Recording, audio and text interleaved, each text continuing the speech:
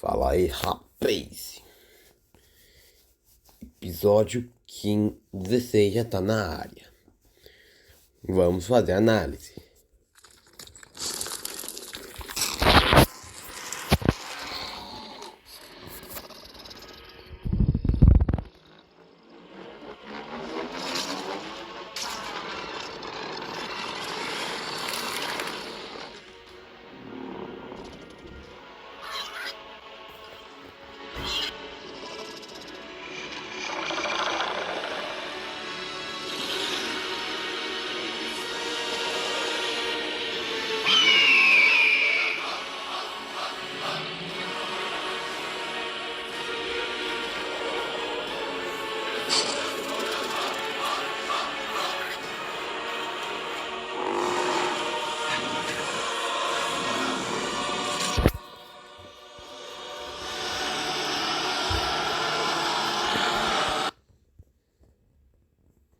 Eu acho que isso já dá pra fazer uma teoria boa. Então, Zebras vai lutar contra os Hércules.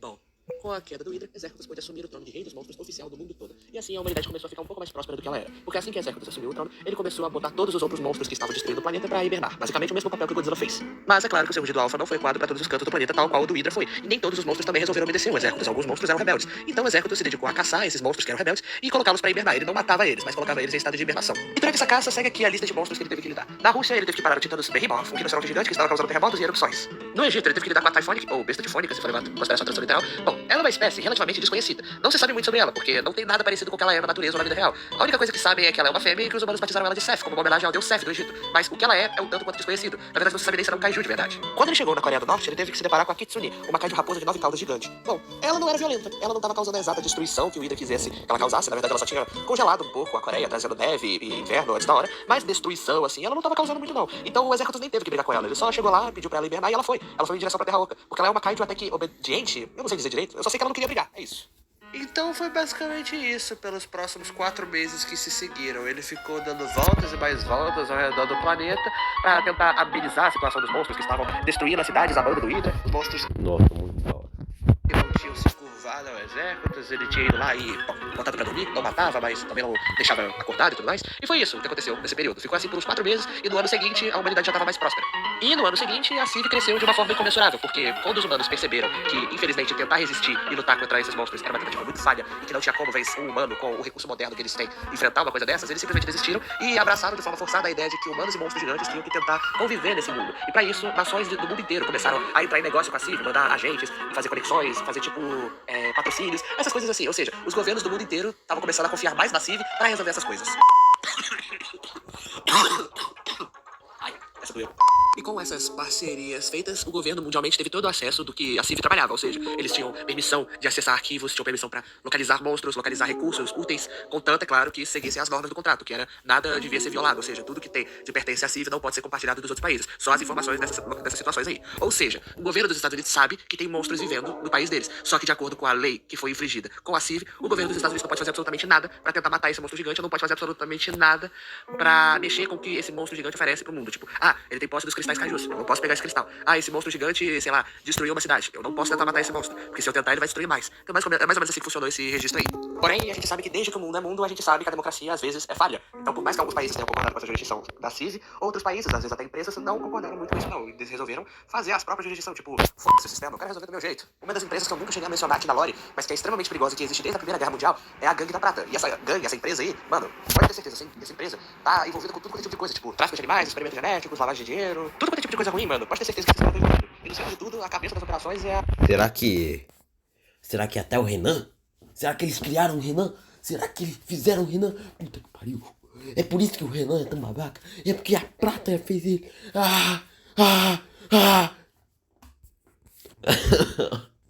Mano, eu tô muito retardado ultimamente, cara. mercenária. Carai. E a nossa. que é tipo a líder suprema da organização, a mente criminosa por trás dos golpes e tudo Gasosa. mais. E, mano, ela é uma dessas pessoas Era dentro. que ficou de olho nessa parada dos monstros gigantes, cara.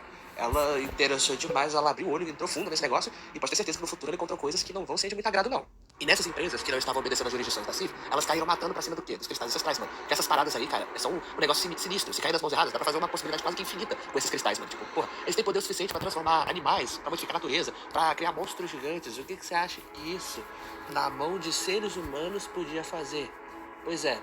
Essa que era a maior preocupação da CIV no momento. Era uma corrida armamentista pra proteger e monitorar todo qualquer possível cristal ancestral que existisse depois do mundo. Mano, depois que os humanos descobriram a existência desses cristais, o que eles são capazes de fazer, meu amigo, se você encontrasse um na rua, pegue-o imediatamente, porque vale um dinheiro bacana com isso daí, viu? E como tava o funcionamento da CIV pra essa operação, você pergunta? Bom, o John, depois do último evento, dele quase ter sido morto pelo Hydra, por ele ter presenciado o exército em sua forma termonuclear, ou sua forma infernal, como eu gosto de chamar, ele ficou até que debilitado. Ele não morreu, mas ele tá um pouquinho em coma e não pode atuar como representante e líder da CIV, porque vale lembrar, ele é o atual líder da CIV. Outra pessoa não pode simplesmente assumir o cargo dele sem, sabe, de uma hora pra outra. Então, por ele estar em coma, ele tá inativo no momento. Então, outra pessoa tem que ficar no lugar dele até ele se recuperar. E quem é essa pessoa? Não podia ser ninguém melhor do que o Carlton e o Butcher, que são tipo a melhor dupla dessa empresa.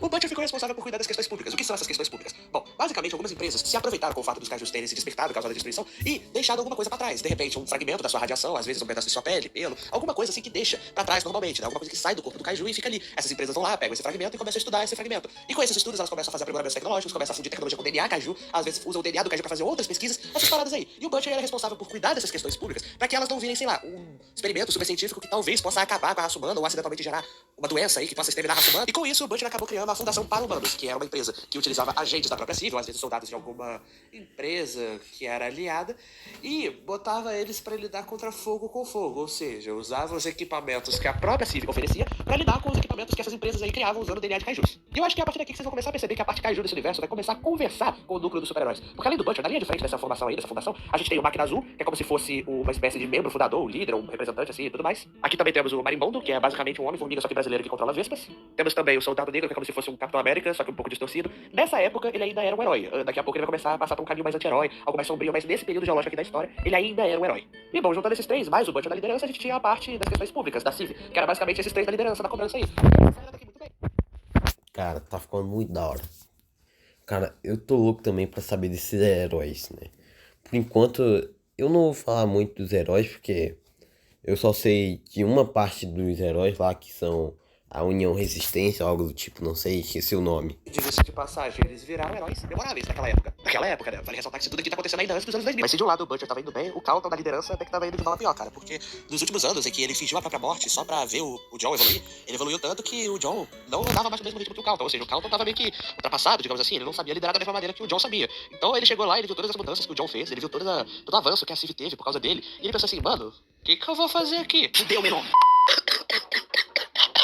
Retomando, o Carlton chegou no pior momento pra ele dentro da CIV, porque, cara, aquilo tudo tava diferente, ele não sabia as regras do que fazer lá, cara. E olha que ele chegou num período onde todo mundo tá sabendo que existem monstros dentro do planeta, todo mundo tá tomando as devidas precauções pra não acordar esses monstros, só que tem uns malucos aí que não querem saber, na verdade eles enxergam os monstros acordando como uma prioridade. Então o Carlton tava meio que perdidaço lá no meio, cara, ele não sabia o que ele tava fazendo direito. E olha, ele tinha que tomar uma certa rédea, cara, porque tinha uma empresa aí, não muito popular, mas certamente reconhecida, que tava de olho nesse negócio de monstros gigantes. E pra vocês, que estão acompanhando tudo linearmente, que não estão sabendo o que vai acontecer, mas, cara, a merda que eles vão fazer daqui pra frente, meu amigo...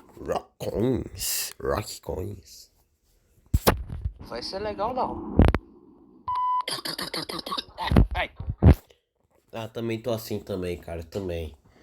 Eu também tô assim também, Felipe. Eu sei, beba água, gente. Beba água. Então, né? Não, vou ter que parar por aqui. Ai, vou ter que parar. Ai, caralho.